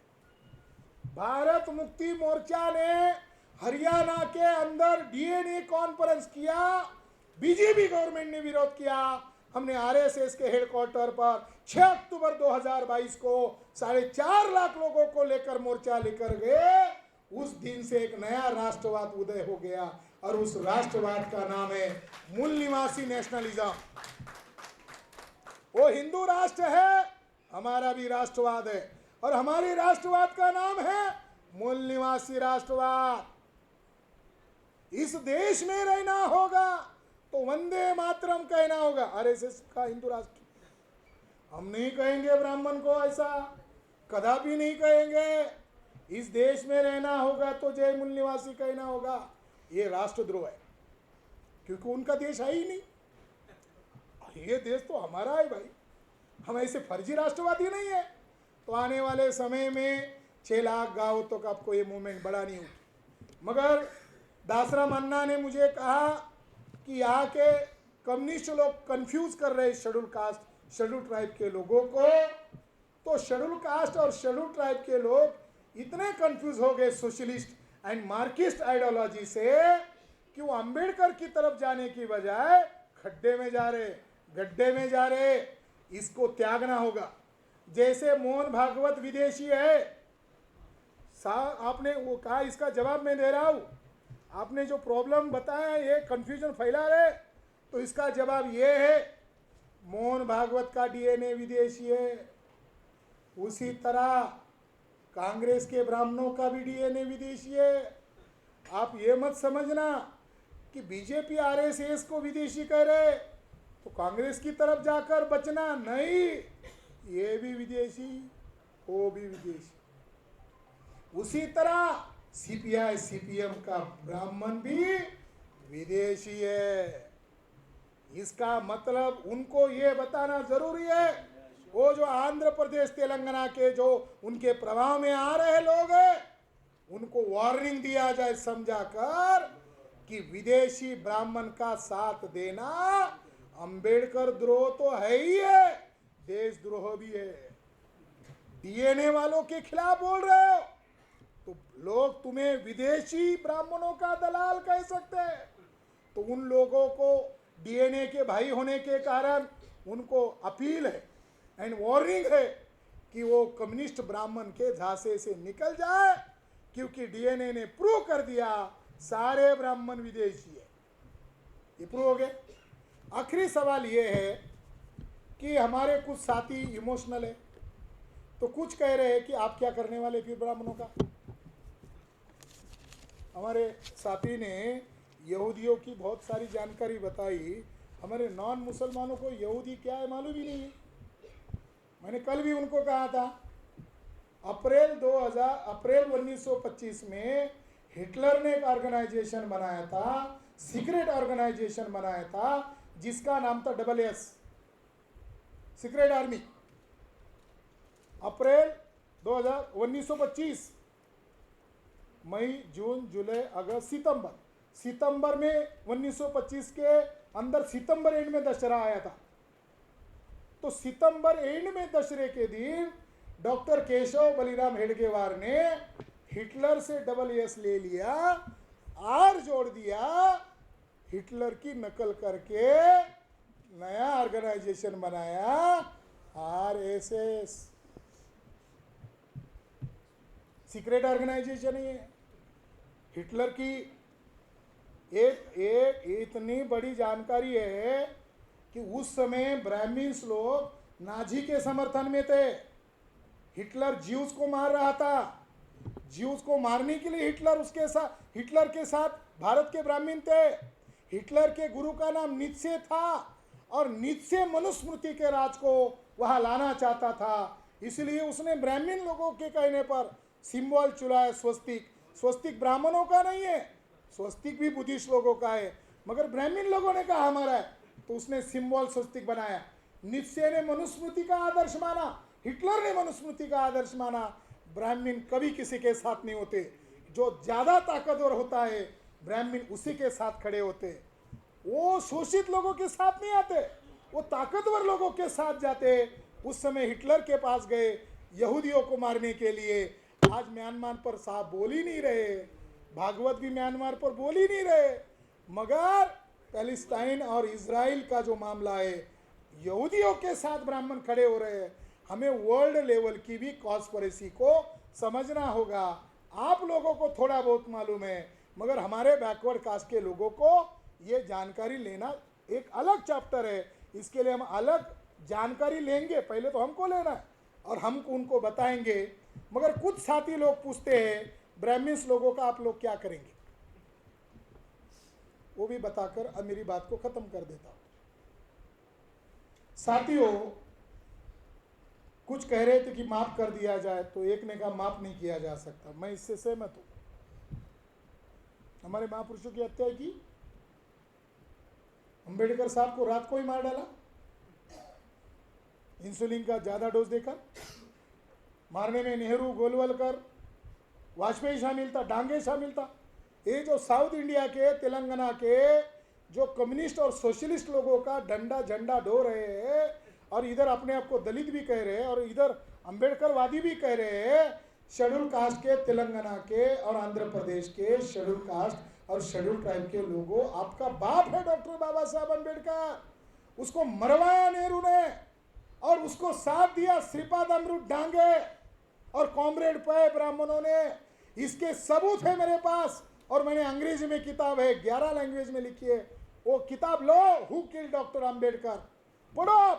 मैंने प्रूव किया कि कम्युनिस्ट ब्राह्मण लोग भी बाबा साहब अम्बेडकर के मारने में शामिल है। क्यों आपके बाप के हत्यारों को साथ देते हो? नहीं देना चाहिए। अगर आप अम्बेडकरवादी हो तो अम्बेडकर का काम करो, अम्बेडकर का नाम लेते हो और डांगे को अपना बाप कहते हो, ये दोगला चरित्र है। डांगे आपके बाप का हथियारा है, आपको उसके खिलाफ खड़ा होना होगा। नहीं जानकारी है, हमसे ले लो। 2011 में मैंने किताब लिखा, अभी नहीं बोल रहा हूं मैं, 2011। तो सवाल है कि ब्राह्मण्स लोगों को माफ किया जा सकता है क्या? नहीं। विदेशी ब्राह्मण्स लोग अभी आपके देश को बेच चुके हैं। कांग्रेस के जमाने में 53 लाख करोड़ रुपए का कर्जा था। नरेंद्र दामोदर दास मोदी, जो ब्राह्मणों का गुलाम मंत्री है, उसने लाखों अरबों रुपए का कर्जा लिया और भारत को मल्टीनेशनल कंपनियों को बेच दिया। अभी रेल बेच दिया, सभी सरकारी उद्योग कंपनियां बेच दिया, शिक्षा अभी खत्म होने वाली है, सारा प्राइवेटाइज कर दिया, अस्पताल प्राइवेटाइज करने की घोषणा कर दी है, प्राइमरी स्कूल प्राइवेटाइज करने की घोषणा की है। तो क्या ऐसे ब्राह्मणों की पूजा की जाएगी? कुछ लोग बोले हैं, उनको लगता प्रबोधन कर रहे हैं। हम प्रबोधन नहीं कर रहे, हम एक सैनिकों की फौज खड़ी कर रहे हैं। हम प्रबोधन नहीं कर रहे, हम संगठन क्रिएट कर रहे हैं। हम भाषण नहीं कर रहे, हम आंदोलनकर्ताओं का निर्माण कर रहे हैं। हमारा लक्ष्य है, हमारा उद्देश्य है, हमारा मकसद है, भारत को विदेशी ब्राह्मणों ने विदेशी लोगों को बेच दिया है, तो देश की राष्ट्र संपत्ति को बेचने वाले लोगों के साथ न्याय करना होगा। तो क्या करना होगा? माफ करना होगा? नहीं। ब्राह्मणों के लिए 3 जगमान्य सिद्धांत ही है, उसको जानना समझना जरूरी है। पहला सिद्धांत है गांधी जी का। गांधी जी का सिद्धांत क्या है? विदेशी अंग्रेजों को भारत छोड़ देना चाहिए, क्योंकि वो विदेशी है। तो विदेशी लोगों के साथ क्या किया जाए? गांधी जी का सिद्धांत ही लागू कर। एक सिद्धांत गांधी जी का है, विदेशी ब्राह्मणों को भारत छोड़ना होगा। जैसे तुम कह रहे थे अंग्रेजों भारत छोड़ो, उसी तरह ब्राह्मणों ये तुम्हारा देश नहीं है, तुम भी भारत छोड़ो। गांधी जी का सिद्धांत। दूसरा सिद्धांत हिटलर का है। हिटलर कह रहा है नाजी भाग न पाए, यहूदी भाग न पाए, क्या करो?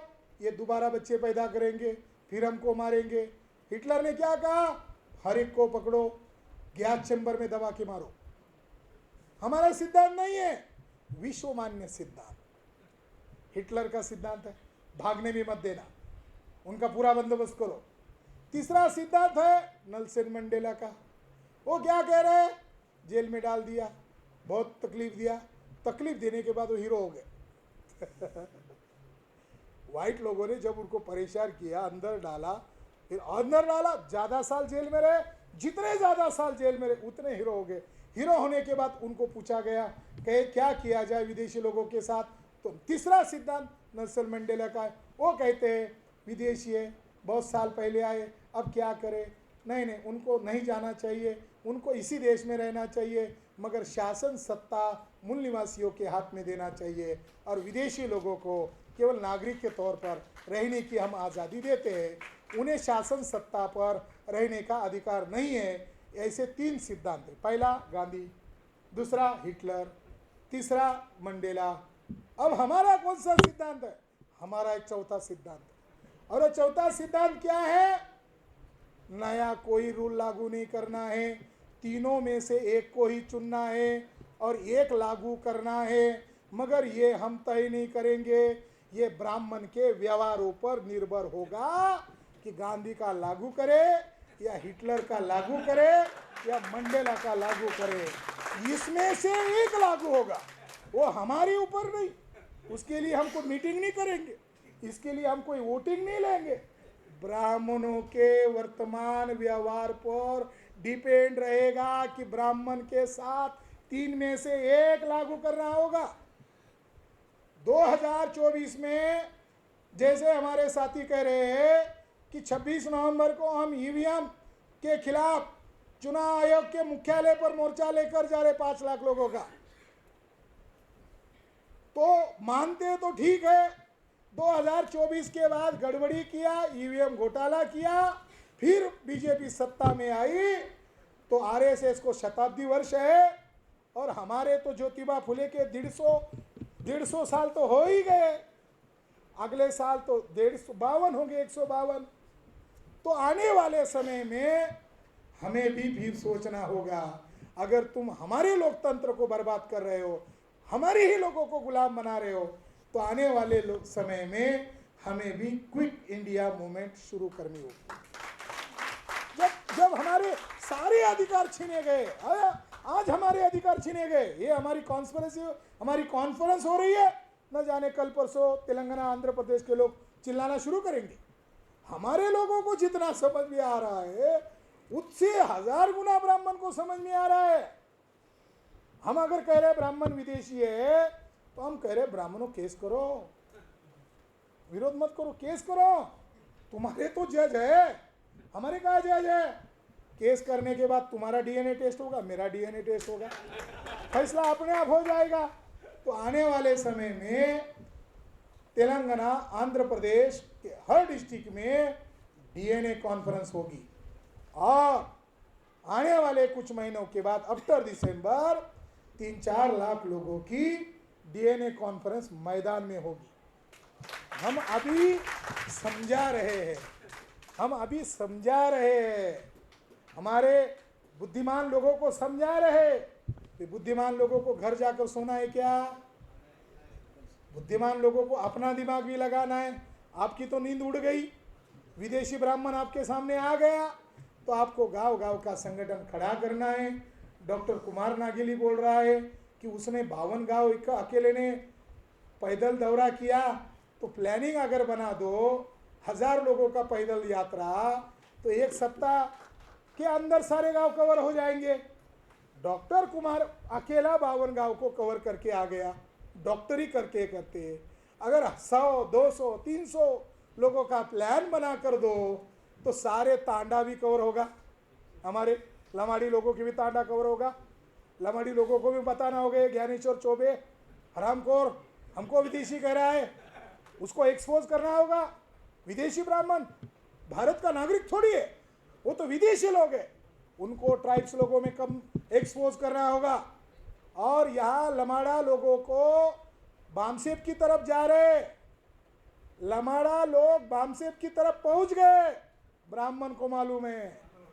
तो इधर उन्होंने कॉन्फ्रेंस किया था बंजारा परिषद, इधर महाराष्ट्र और तेलंगाना आंध्र प्रदेश की बाउंड्री पर जलगांव डिस्ट्रिक्ट में, तो वहां पर एक साधु को हमारे बुलाया और उसके मुंह से कहलवाया, ए बंजारा लोगों बामसेब की तरफ मत जाओ।